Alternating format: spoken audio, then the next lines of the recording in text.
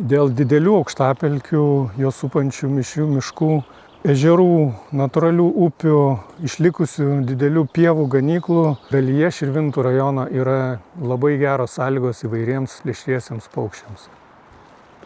7,5 tūkstančių hektarų teritorijoje gyvena mūsų duomenimis dabar ne mažiau 17 mažųjų erelių rėksnių porų, 4 erelių žuvininkų poros.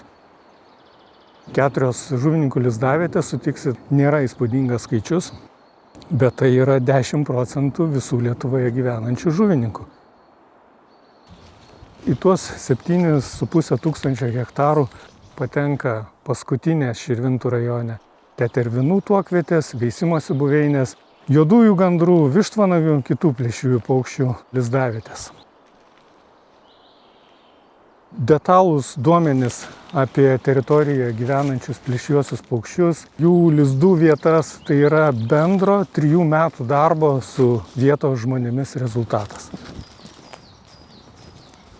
Po šio filmuku matysite nuorodą į peticiją dėl naujos paukščių apsaugai svarbios teritorijos steigimo Širvintų rajono savivaldybėje.